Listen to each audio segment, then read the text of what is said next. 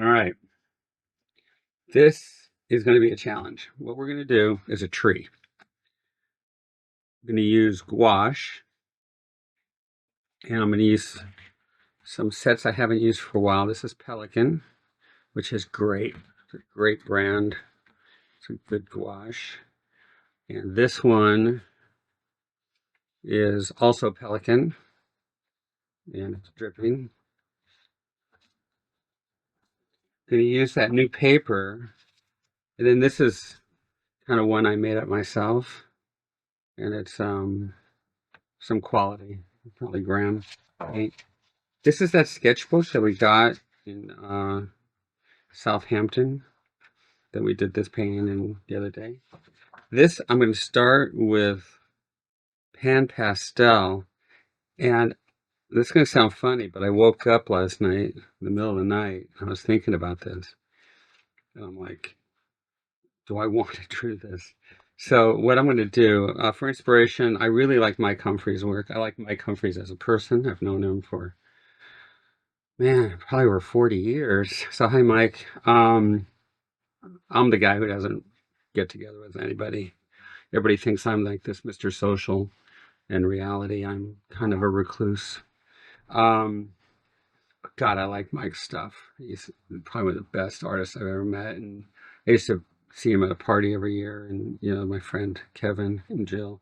And I would just sit and just talk and ask questions and listen. And he taught one of my best students ever, Glenn Pauline, who's probably the best talent I've ever met in my life. And Mike has definitely helped him over at Art Center. So that's for inspiration. Let's see, what else do I have? This is a bonsai tree, and this is a tree from the Getty.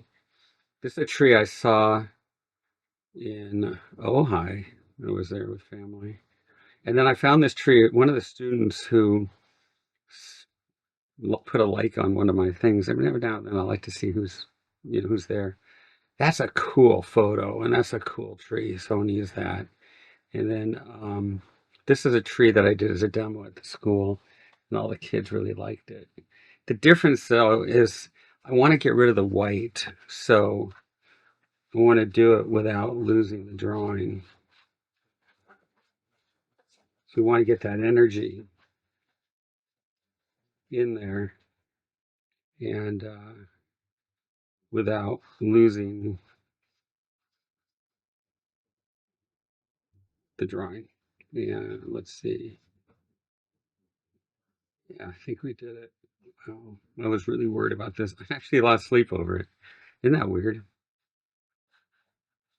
So I do, lately I've been losing a lot of sleep. I think it's mostly worrying about, I worry about my students a lot. So like I'll wake up in the middle of the night and start thinking about a particular student, and I can't fall back to sleep. Like, what do we want to do? The industry's changing so much, and the world is changing so much. And, I'm lucky. My kids are, very lucky. I married perfection. Really married an amazing person. Um, so that in that area, all is good. Um, my kids are fine. I have great kids. I'm a grandpa. My life's good, but now I'm worried about other people's kids, and um, there's a lot going on out there right now about mentoring, and sometimes I laugh because it's like it's a mentoring site, so they get a half hour to talk to a professional, like an industry professional, and that's not. I don't know about you guys, but that's not mentoring. Mentoring is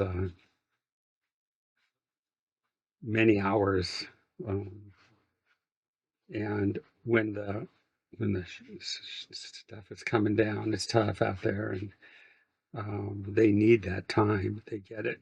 So mentoring is them having your personal cell phone number, which all my college students had, and all my students at my school have my personal cell number. And I kind of see it like chocolate in the kitchen. It's like if there's only one piece of chocolate in there, you'll probably eat it pretty quick. But if there's unlimited chocolate, then and it's always there, then you use it when you want to. Okay, here we go. So, yeah, I'm always available to these people. So when they need something, they let me know. And sometimes I'll just say, "See you in class." Other times I'll say, "Call me now." Get on the phone now. And then we fix it. We are not therapists, so it's another thing I'm seeing out there. Our teachers and people online that are teaching classes, you are not therapists. You are not. Um, I my my best friend was a psychiatrist. Remember, I work in forensics, so um, do not walk into areas you don't belong because you get in big trouble. So I don't do that, even though it seems like maybe, it appears I know when to stop and I know when to get them to the right place so they can get home. So anyway, so that's the mentoring. But I do wake up in the middle of the night and I have a really hard time falling back to sleep. All right, what brushes are we going to use? I'm going to use cheap brushes. So these are kind of cool. And let's have some fun with them. And then these, I got these guys here for 75 cents. Oh no, $1.75. Isn't that fun? They're pretty cool. Okay. So now that I have this here, the trick is to get rid of the white. So I'm awake now and getting back into it. I've been working on some pretty heavy deadlines. So just called the client today and it doesn't seem as terrible as it did an hour ago. We want to get a silhouette. But now that I have the white, so the problem when you're painting on just a white surface, can you guys see me okay? Yeah. Um, is you're going to get that contrast all the time. So you want to try to get rid of the white. So what we used to do in the old days, we take a key color, an oil, and dip a rag in turpentine, get it really soaked, and put the key color on it, and go over the entire canvas with it. So now we have a keyed painting. And then when you paint into it, that color becomes part of every color you put in there. And it works really well. But with this, I'm pretty much good to go. So let's go with shadows. And I'm going to do kind of a blue purple. This is going to be fun because, I haven't used this paint for a long time. This might be my go-to paint for a while. So I have this purple. I like the shadows on this tree. This doesn't have the shadows, but it has the texture. It has some shadows. So I said, I don't play video games. So I was joking with Cory. I said, well, maybe I'll play that game. He goes, it's a nothing game. I said, you're right. That's what I want. This is a cool painting I saw online. So we can use that. But I think we're going to go back to this. So what I want to do is the light's going to go. I'm going to switch this. Okay. So now this is going this way. So we're going to put in the shadows here. And I can just get right to painting. It's gouache. See it? Okay, let's do it.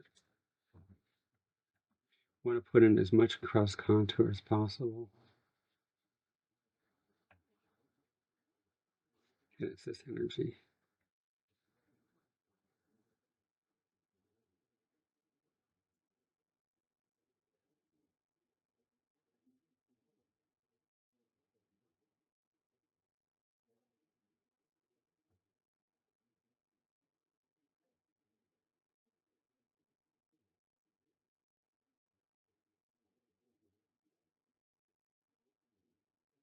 This is a cast shadow from these leaves.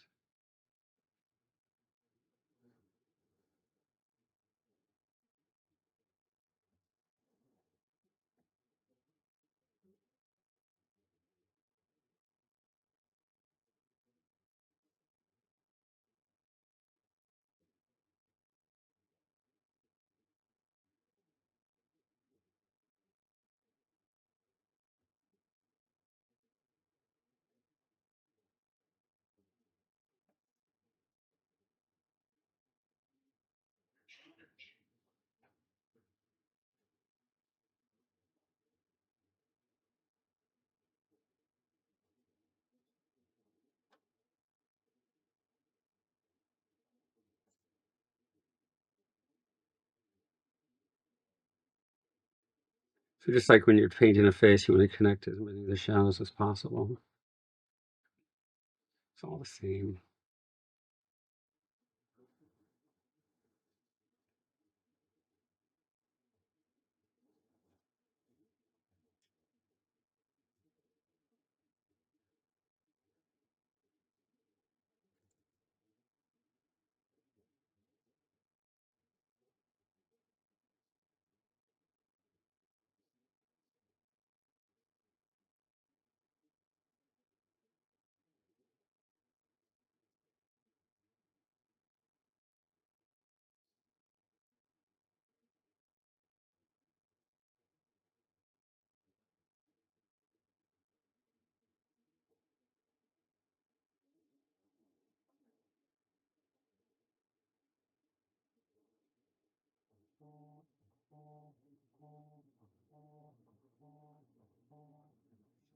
It's fine.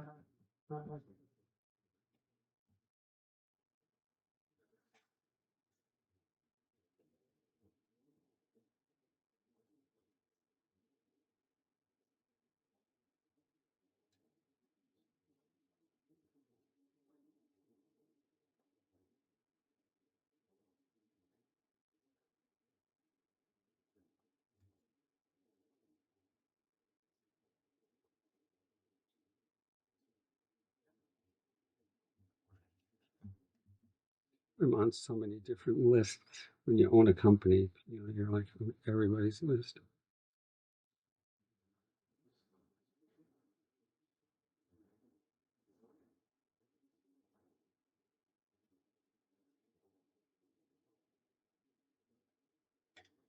Now, if you're gonna do a background painting, you do the whole thing flat. And then paint it. I'm just not going to do that right now. So you'd paint it all because you want a silhouette. Silhouette's most important.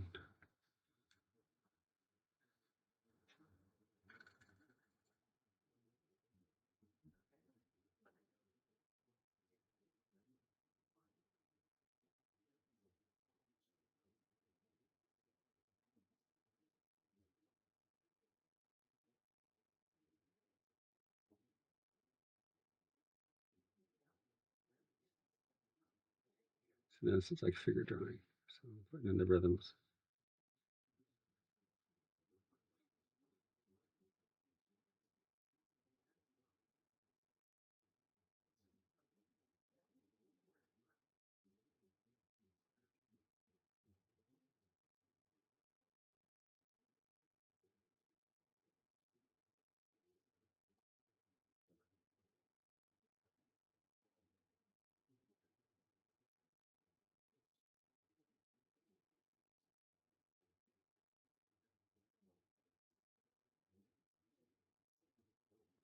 One of the best background painters I ever met was a gentleman named Ferrara in Filmation Studios. And he said to me, Sheldon, when a tree goes tall, everything gets, the branches get thinner. Like I can hear his voice.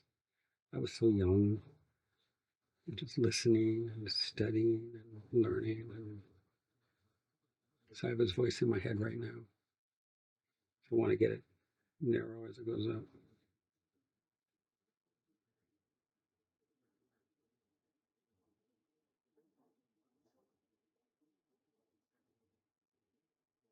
So I'm thinking planes. The light's going to hit here. It's going to hit here. Not here.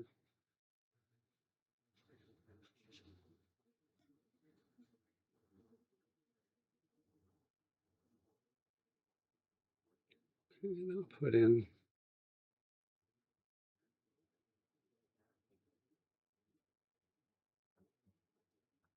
some background.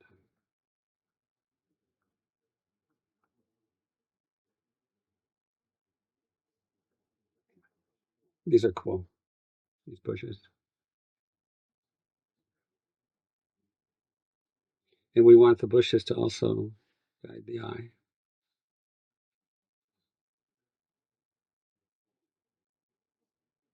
Everything calcite cools.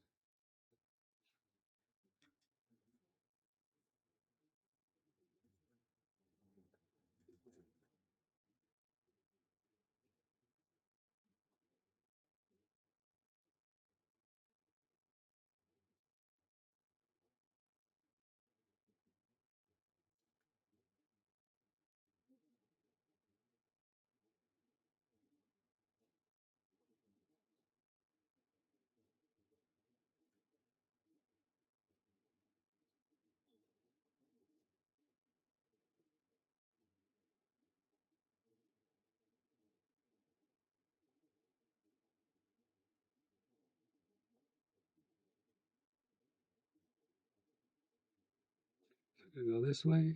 So we go cool.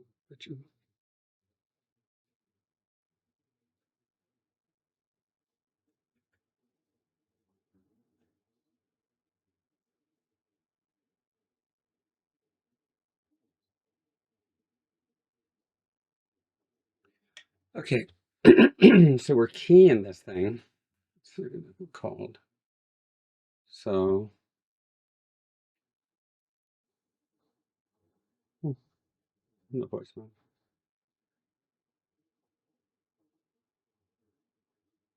So we're keying it. So I want to put in the worms. See, Mike really puts in a lot of the worms. So let's do that.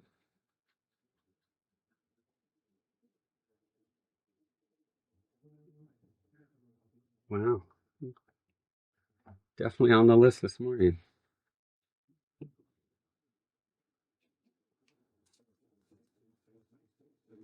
I used to cold call for a living, so definitely sensitive to what these people have to do.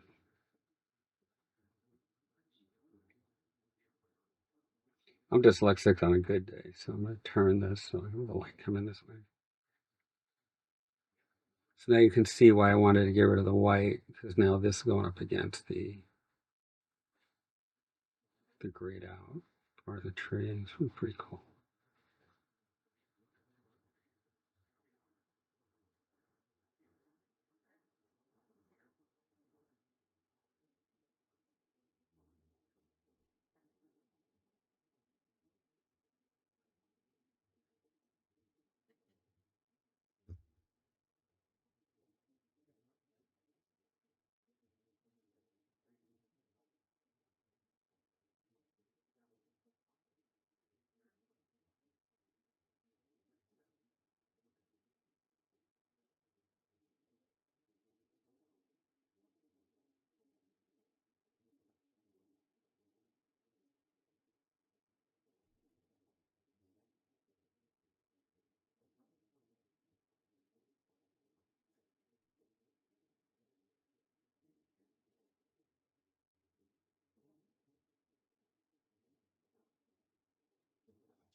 You guys can take a look at that.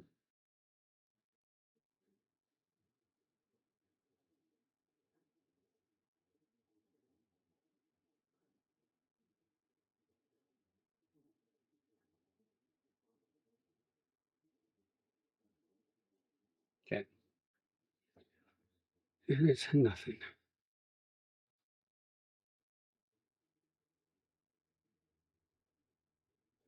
So what we're going to have here is a dark and a light, just like painting a face.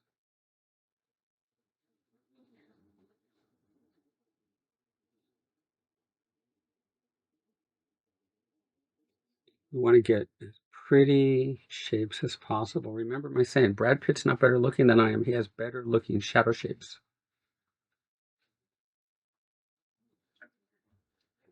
So we want to get pretty shapes.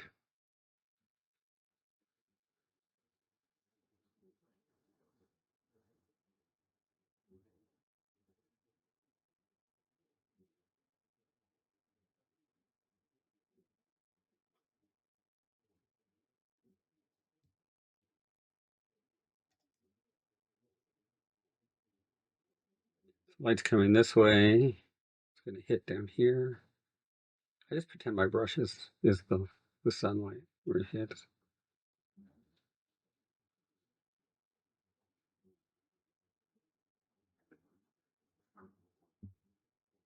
So now it's going to shift this way, hit the top.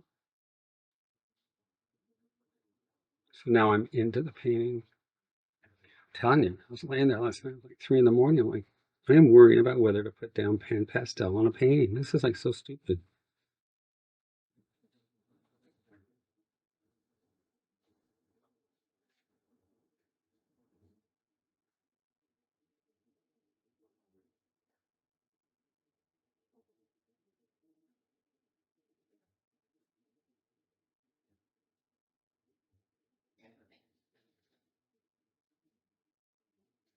So like I'm teaching tonight, we're doing portfolio, which is our signature class at our school. I know where every student's at. I even have, a person in there who's a doctor, so she's an adult. I know where each person's at. I know exactly where I want to go with them. And it's definitely a mentoring school. And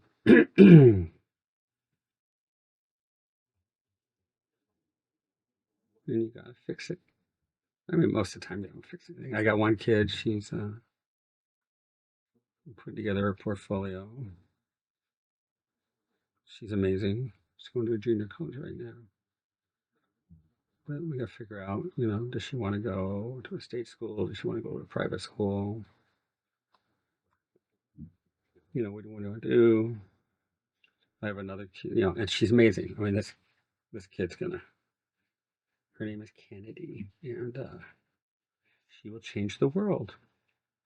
I have another girl, the kid, who's graduating. She got another year in high school. What we call an old soul. I can put her in a company right now, a corporation. She would excel. So what do you do with a kid like that? She's got it all. She's amazing. And like, wow. So it's cute. My wife and I, we argue about it. So I see her as an account executive, working in advertising or definitely on the front end. She's a powerhouse. She just doesn't know because she's a kid. But when you sit down and talk to her, you're talking to, a corporate person. She's awesome. So I got to figure that out. It also has to be something that parents will go with. At this point, I actually start paying attention to the parents because I'm all about the kids. I don't really worry too much about the parents. There's got to be a place in town where the kids, take the kids' side 100% of the time.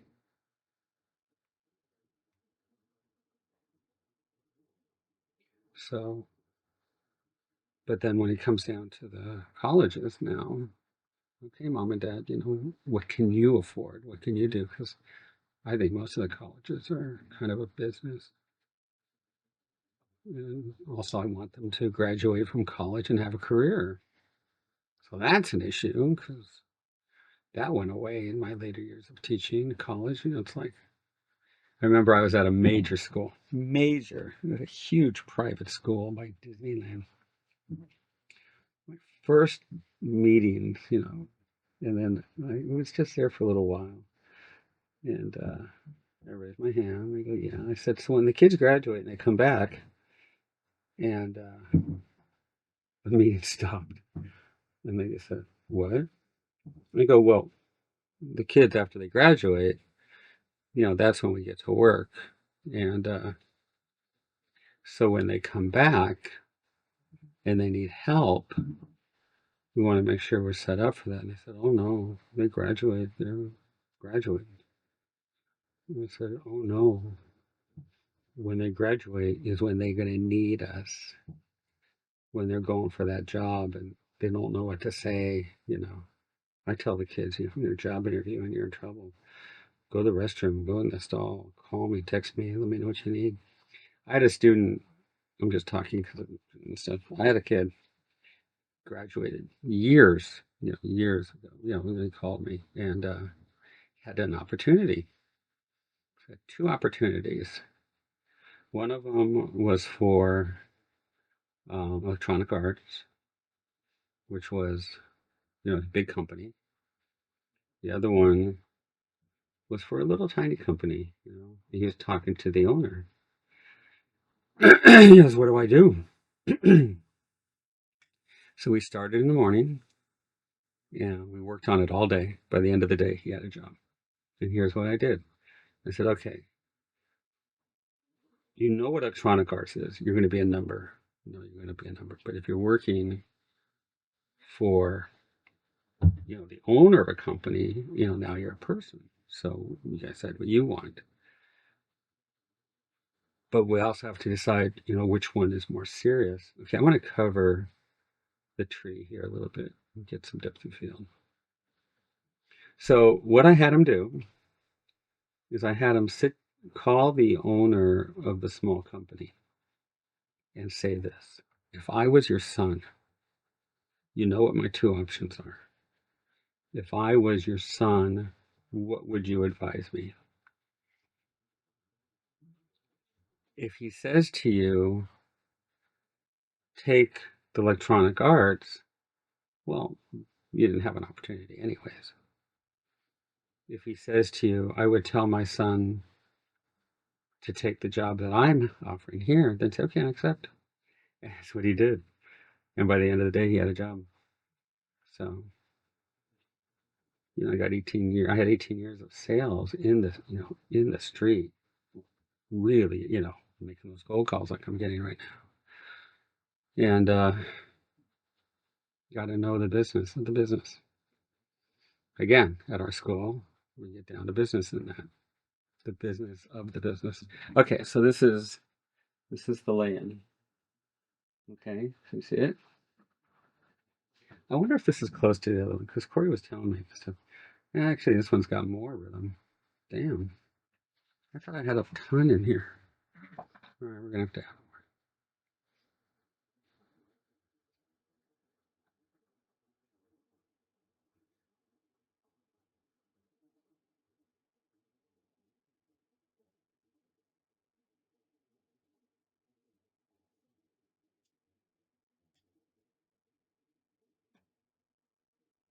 Okay, then we get quiet, figure this out.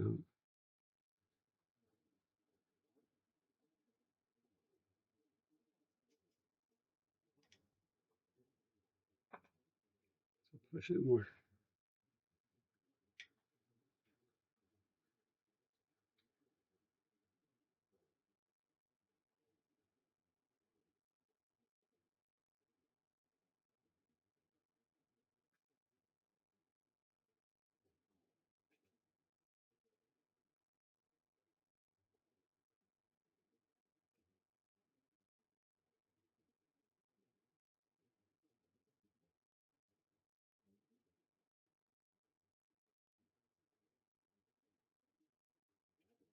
Okay, so Cal State Cool always fixes. So man, Cal State Cool. So we're going to go. Okay, so this one had more contrast. This is kind of cool. So I got to do that.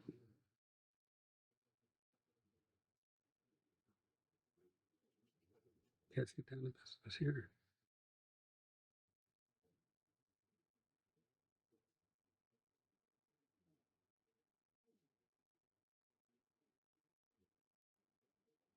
We're going to get a little quiet for a few minutes so I can figure this out.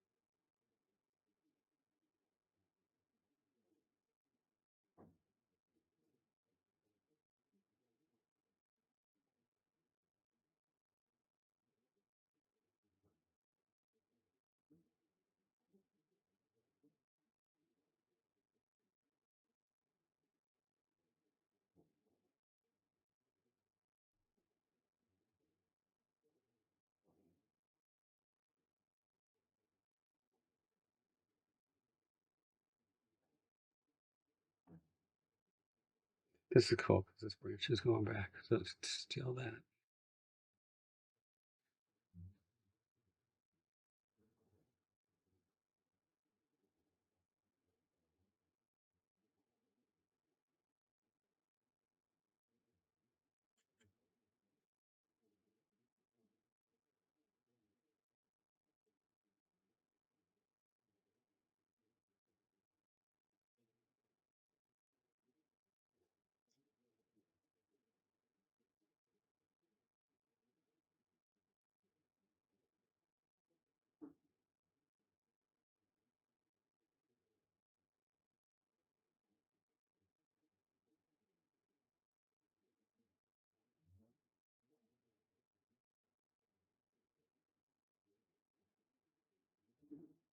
So here's a Cal State cool. Boom, boom.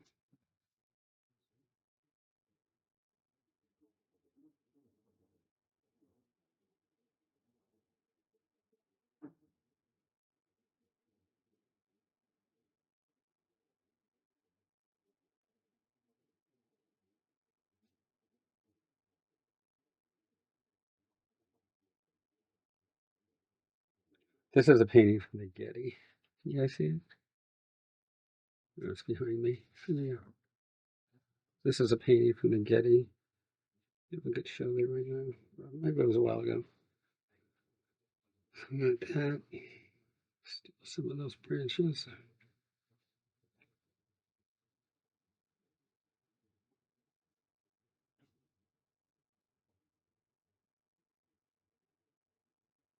It's got a heart. It's cool.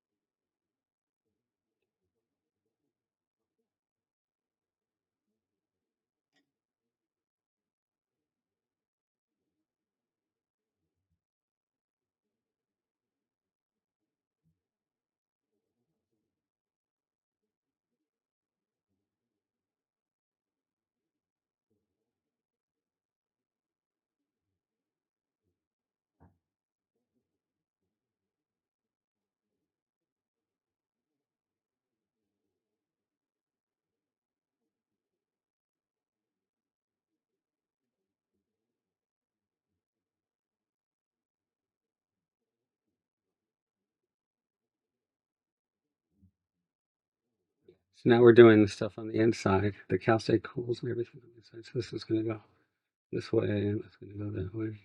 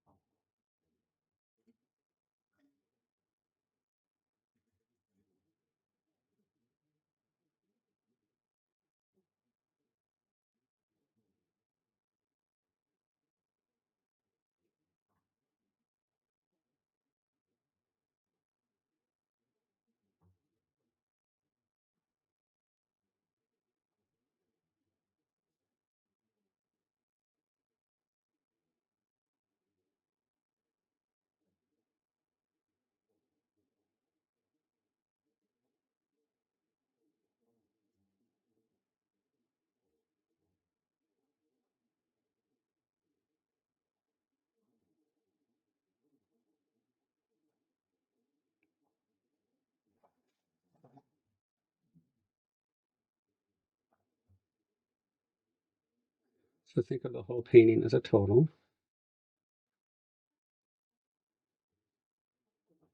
So you might hear Glenville who say, go for the total.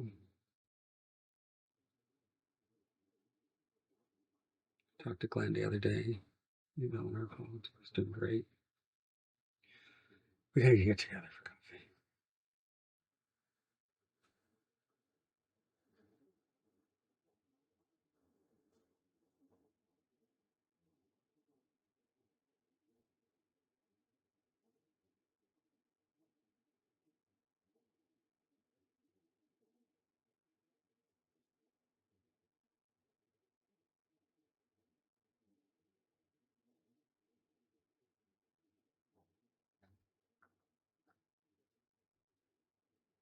Now, this is a curve here. So let me get back here. You see, I can put in straight.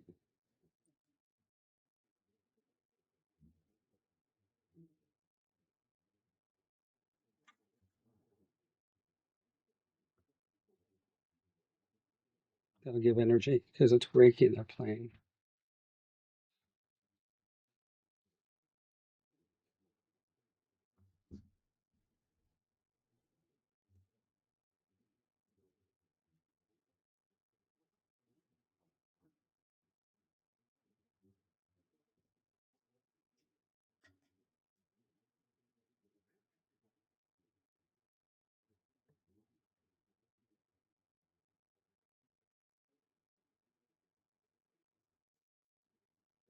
So paper's taking the gouache pretty well.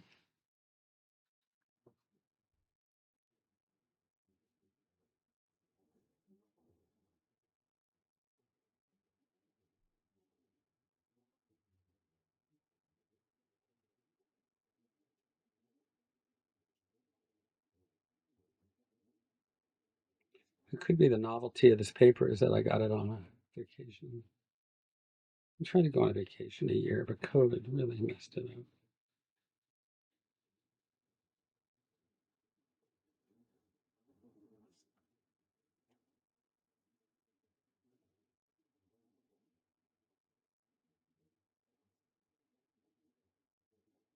So that's a pure color. It'll bring the color down right to it. It's a very saturated color. It's there for a reason.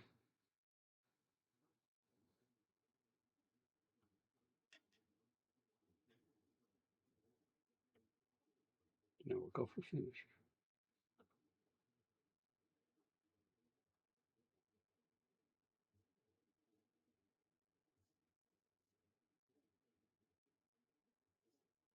So we have that. And what we're going to do is we're going to jump over to here. Bring the eye over.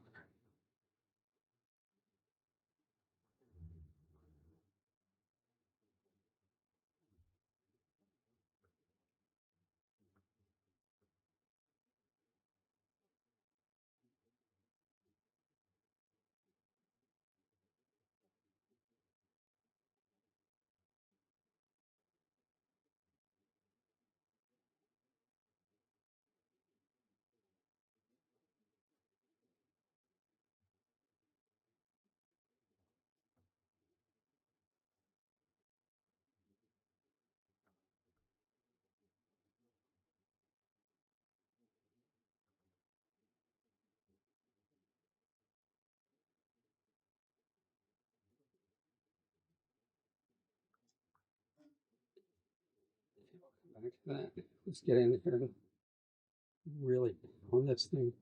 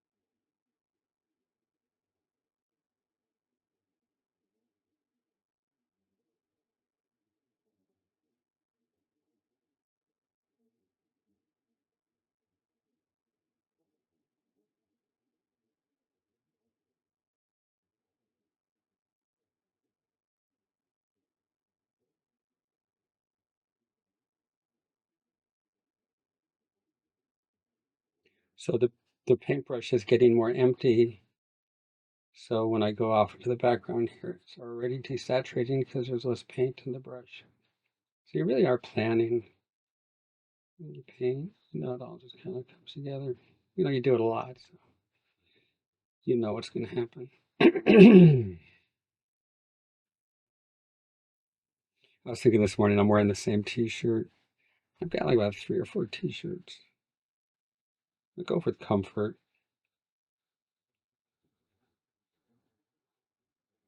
This one I got on a trip to Mexico. You know, again, I like cruises because I'm not real adventuresome. You know, I'm not like my friends, you know, camping off into the world where no person ever goes. On a cruise, you know, you got your room, you get off, go on an excursion, they tell you where to go. It's perfect. So we were kind of in a swap meet. My daughter saw this shirt. It says, let's see, be calm, you're on the fun side of the wall, Mazatlan. So it was pretty cool. And people were always asking me, it was kind of a weird cruise because there was a lot of media hype about people from Mexico, you know, being like murderers and rapists. And I actually had to sit down with people on the cruise and explain to them that that was wrong.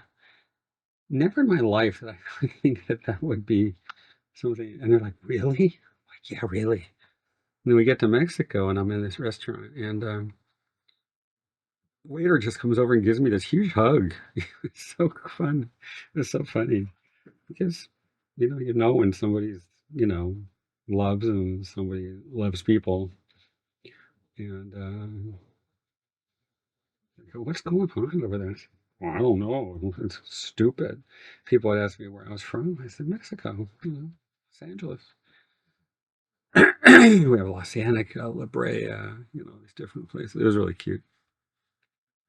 But I'm sitting in a chair and this woman sits down next to me and she goes, Sheldon, is it really true that these people are not? And I said, no, they're not. They're fine. You're okay.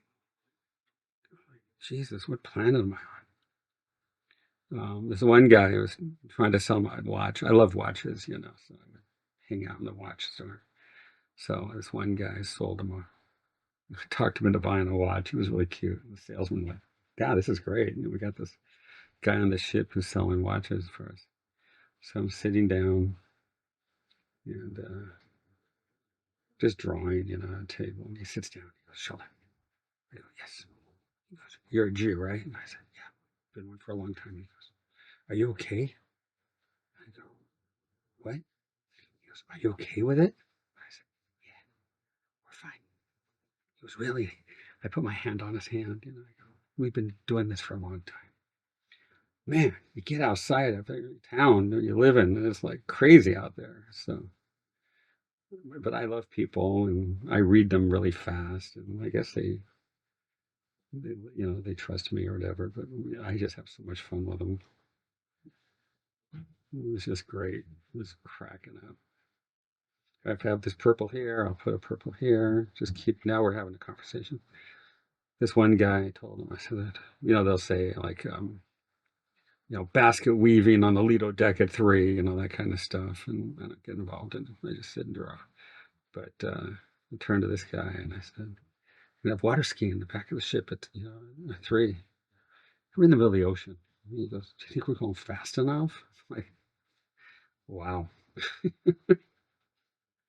You know, yeah, I think we're going fast enough. Have you ever seen the back of a cruise ship? You'd be like fish food. So it was fun, just joking with people.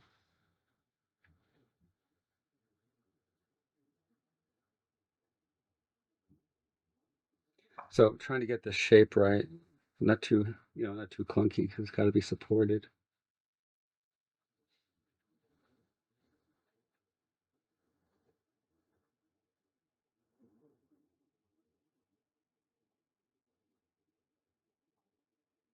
So I like this T-shirt. It's comfortable.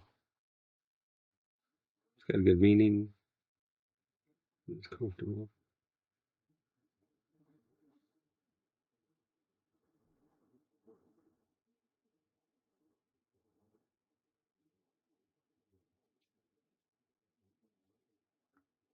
Okay, so let's see what we got going here. Let's put some shadows.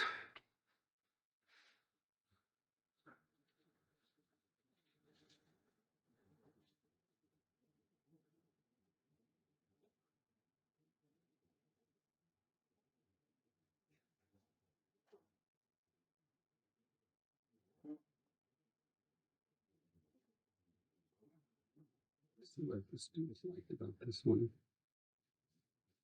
I guess I like the brush strokes. There's a lot more contrast in there too. I think this one would make more subtle.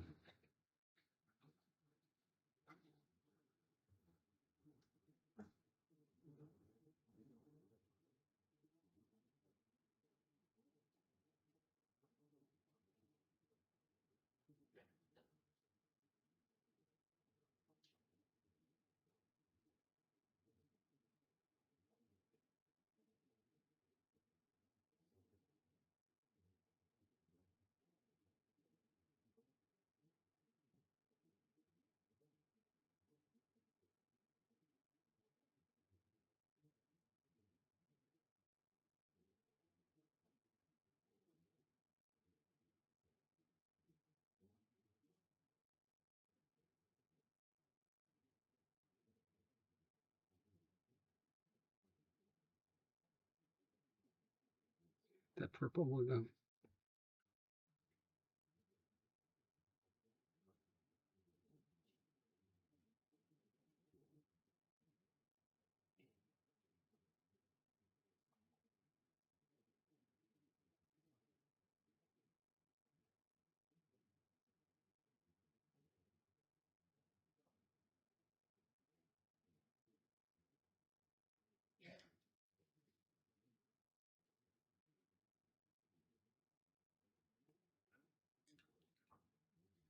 So that's too warm. We'll go back into that later. Right now I'm putting in the cools for shadows and stuff. Just kind of think of it in two sides, a little light, a little warm and cool.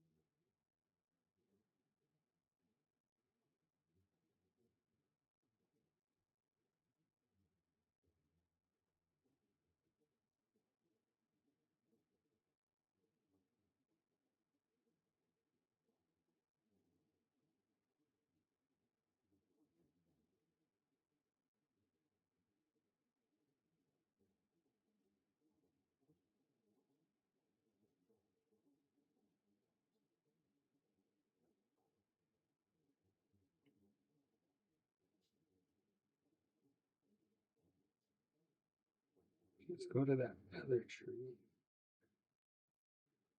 Here we go. Get some more information.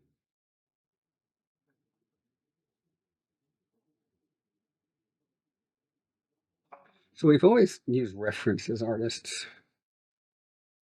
The scrap files are really important. People would sell them when they retire. When they would retire. I tried to make one, and I put in hours and hours and hours and hours and days and weeks and months and years. I got like nowhere. I have it now in my garage. It's got hundreds of folders. Today, you just got your phone. It's great.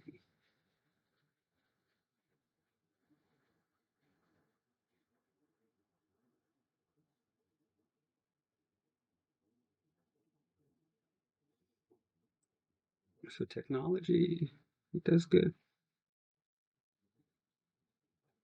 Don't be afraid of technology.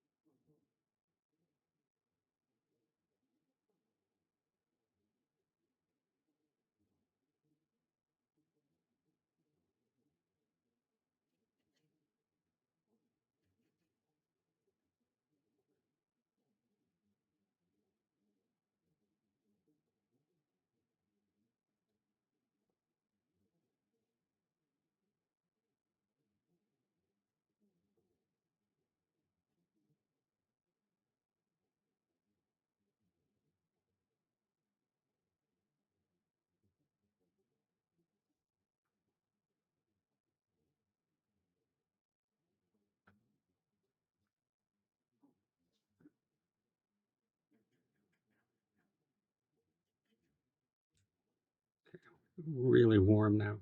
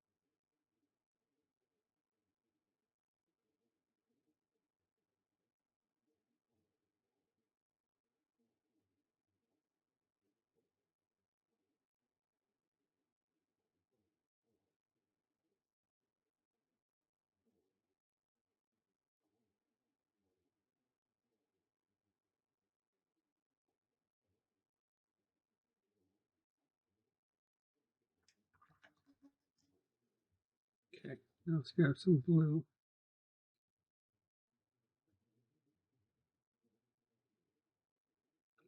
Cool it. Little tiny shapes.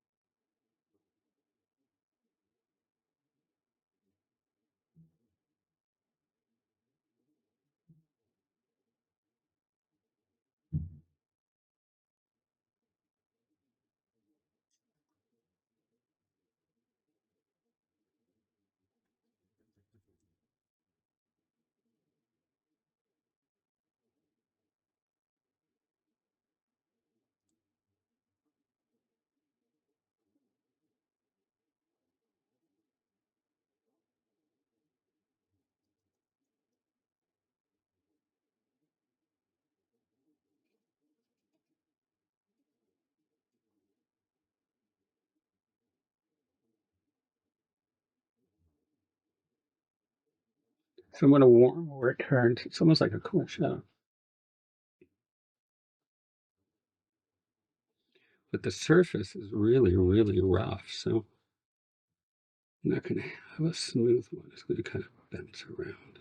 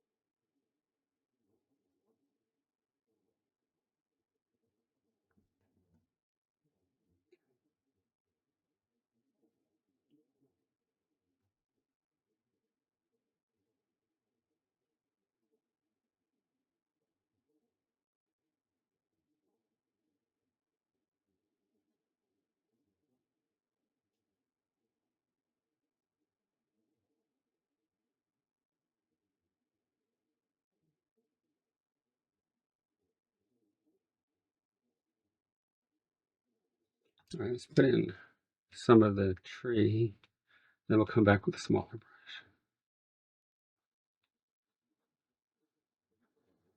So we're going to go with a mid-tone.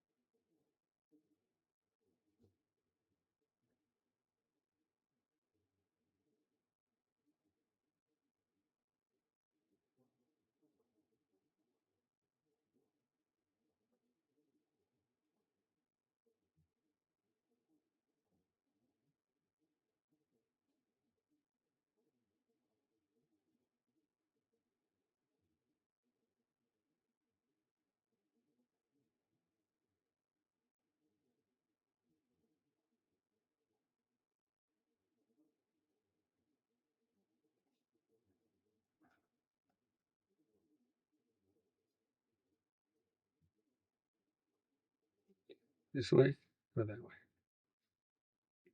Cowstick. Okay, let's see what it looks like. Starting to get there.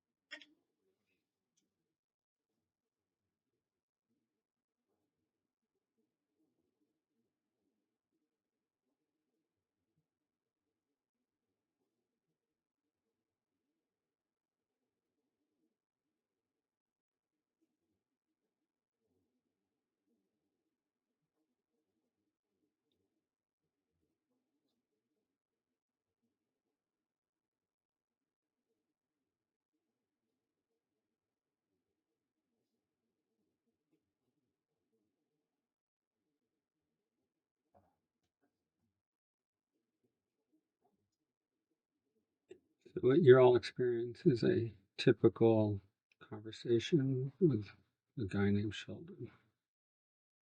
This is what it's like all day long. So for all the students in the past who wrote about how we never talk, never stop talking, we never hung out because otherwise, unless I was putting on a show, I don't know, quieter than you.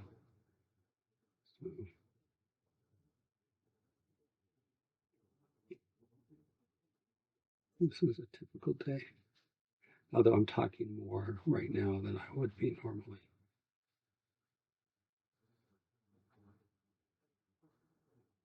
You just work. So if you want to be an artist, but you need to be talking all the time, don't be an artist. Don't do it, okay? Because I don't want to be in a room with you. I gotta get work done, and I get pretty quiet, I can get my work done.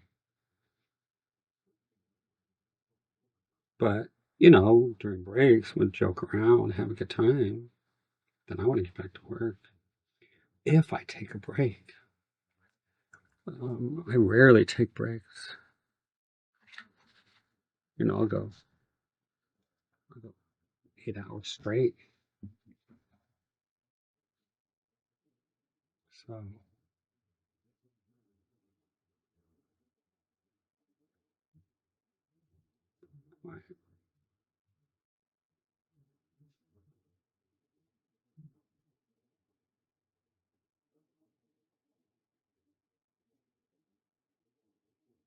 I, like I say, unless I'm putting on a show.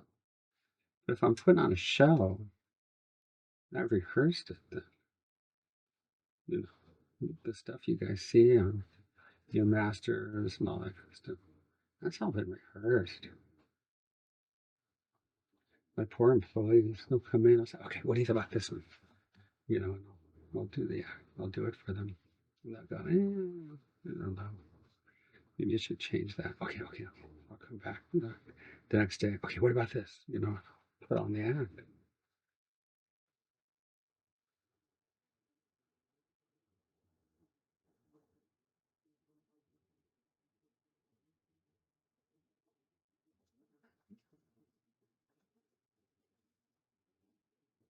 So if I have this green here, I gotta come down and put it here.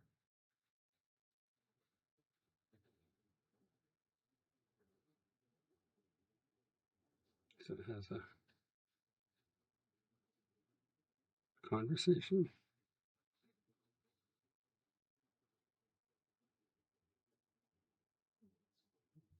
When it goes back, it's gonna get real muted.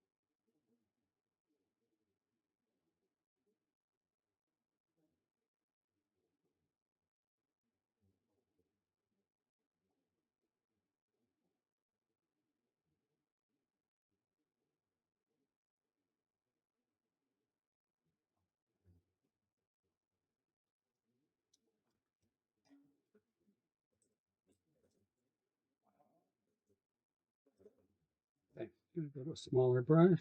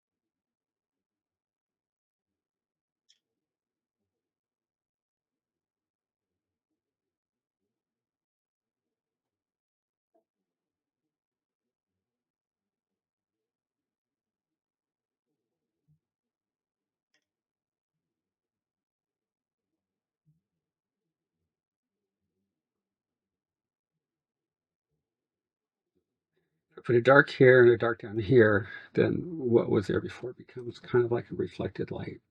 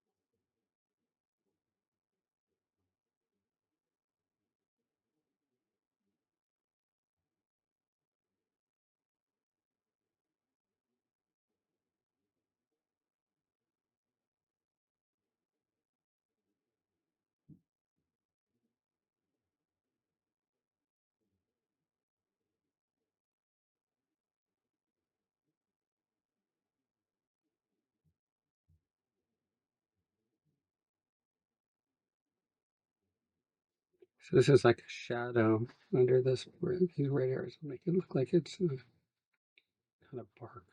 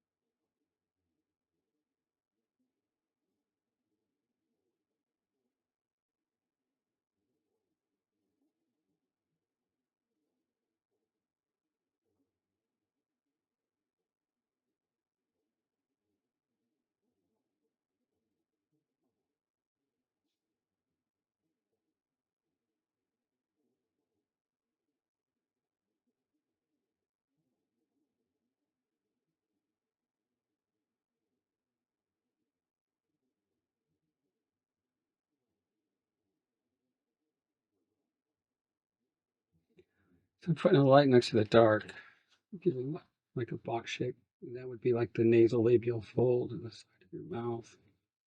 So it's all the same. You're doing all the, just changing the subject. The painting part's all the same.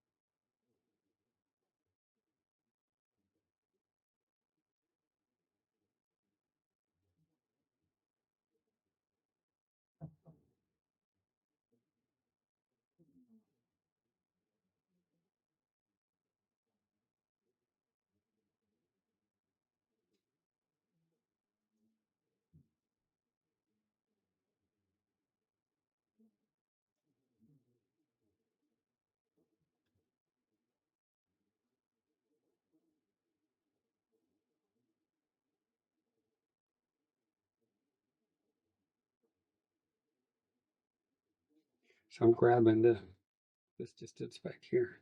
Just grabbing the shapes.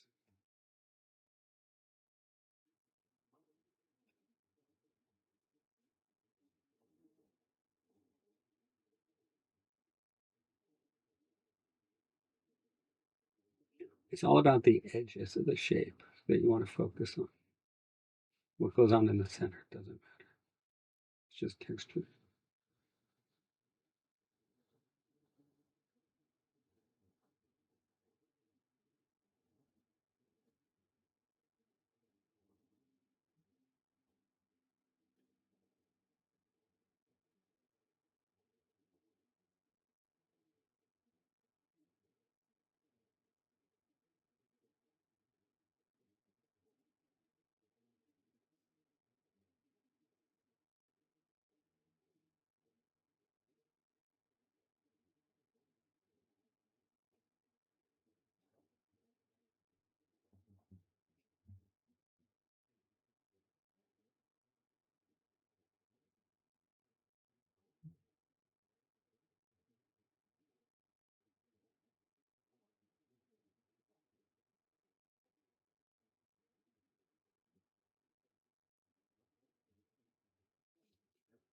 See if I can say this without insulting everybody. I was talking to a student yesterday. There's so much going on out there. I spend a lot of time looking at my phone, and there's a thing called imposter syndrome. And I'm just laughing. So I was thinking about it, because you're experiencing my day. I just spend a lot of time alone thinking. Okay, so you get somebody who isn't really good in school. The teachers don't particularly like them. Rabbis don't like them. It's me, right? And at a young age, start playing the drums, start drawing. And they say, hey, you know, this idiot can do something. They call you stupid, because you're dyslexic, maybe. And so you grow up thinking you're kind of stupid because, they tell it to you back in the olden days. You're dumb, you're stupid. But, you draw, you can see things, So you're doing that, and that's all you do.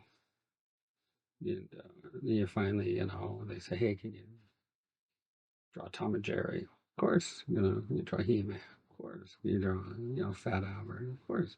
So you start working. You meet really great artists, and you start studying with them, and you get really good at it, and you become really good. And you study from the great masters, and your stuff starts to resemble theirs. But you're still kind of stupid, you're still kind of that, kid that nobody really paid much attention to. So in your mind, you never really made it. You're just working really hard trying to get to a goal that really doesn't exist. On the other side of the street is a person who's really smart, and everybody thinks they're the genius of all geniuses. And then they decide they're going to become an artist, and they're going to become the master artists. So they study to a certain amount because it's maybe not, their true thing, but they think it'd be kind of cool. So now they get okay at it, stuff looks all right. You still look at it and you go, yeah, missing this, missing that, missing the passion, missing the desperation. I think for a drawing to look good, you got to be desperate. You got to be really almost in a panic stage, because if for not that, you're selling shoes, it's really, what are you going to do? Where the other person could do anything, they could be an engineer, they could be a doctor, they could be anything, because they're really smart, but they want to be that Michelangelo. So when they talk, it has this certain snob appeal to it. It's very esoteric, very artsy. But for the real artist, the person who can't really, that's all they do, you look at it and you go, really? So I think that's kind of seeing that a lot right now, where I don't know, it's kind of become, kind of a fad. The olden days, you got into, and again, you got into art because you couldn't do anything else. Like a lot of the people, I was lucky because I had a mentor, but some people can draw, but like it was basically Flintstones. Can you draw Fred Flintstone? Yeah. Somebody would go, yeah, I can draw that. It wasn't hard to draw. And then they would give them a job at Hanna-Barbera or, one of the studios, and they'd stay there and they'd get better. And that's how they broke into the industry. Today, you have these AP art students, and they're, getting these AP classes, and which is fine. We got those kids. But, in the college, they're very snooty, and they think they're all that. And I don't know why they're going into the art field, because, in the olden days, again, the people that were going into it were the people, you can say, speak for yourself, Sheldon, and I'll say, okay, that's fine, I'll do that. But really, why do you want to get into animation? So, there wasn't that much, there weren't the schools.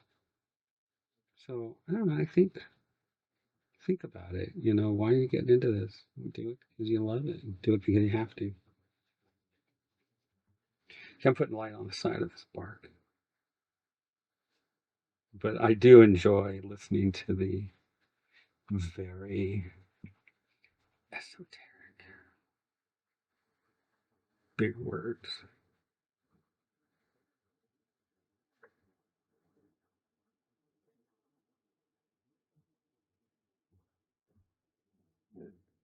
I work with really smart people, but I work also in the sciences.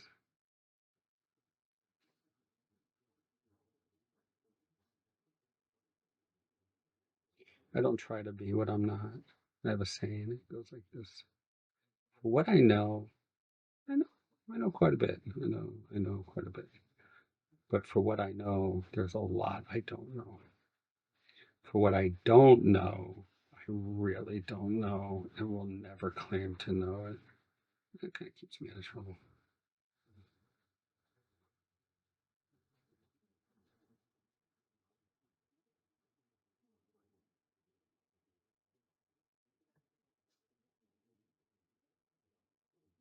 So as much as I'm learning about, the legal world and stuff, I certainly don't know. I'm not an attorney, you know, but I'm not afraid to ask and say, well, what does that mean? This word for which you say you're going to do, what does that mean? And then in the homicide world, I look up every word. It takes time. Because medical examiners, I call it, they like to play the big word. There'll be a word this long, look it up and they'll say a bloody path. Okay, when do they just say bloody path? Or sometimes they'll call it, like the fleshy part of an arm.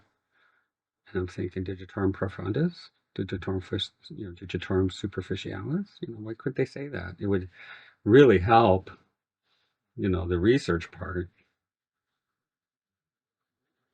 because then I would know it's a digitorum. They know that, but no, they call it the fleshy part of the arm.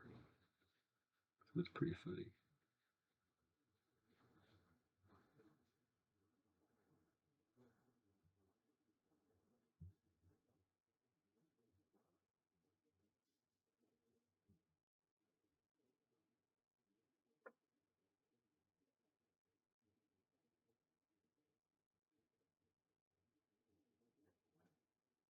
Well, there's a tree.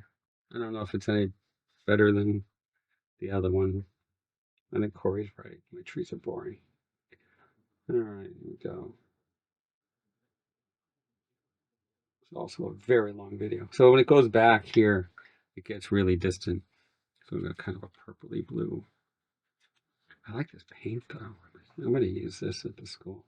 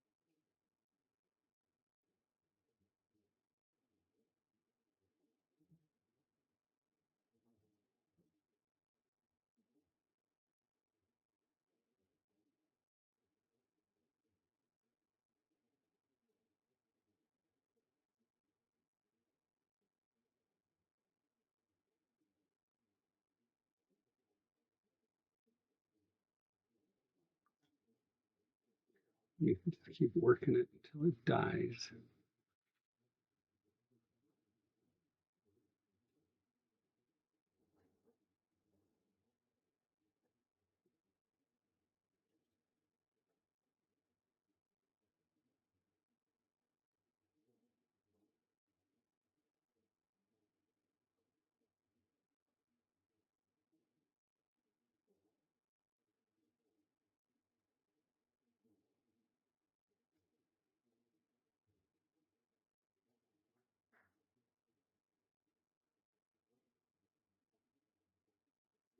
Well, at least the pan pastel part worked really well. All right, it's a tree. So light's coming this. Oh, I gotta put in reflective light. Let's do that. But the light's hitting the ground, so put in some shadows.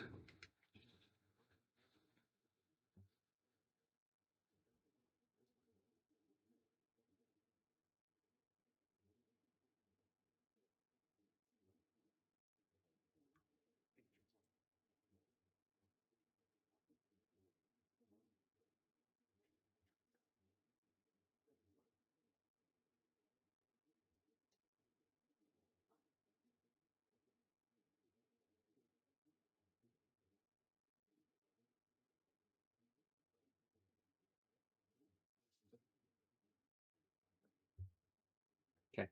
Now what I'm going to do is go back to that one that I did. The kids liked at the school, the demo. Put in these really strong reflective lines. So it's got like almost pure blue.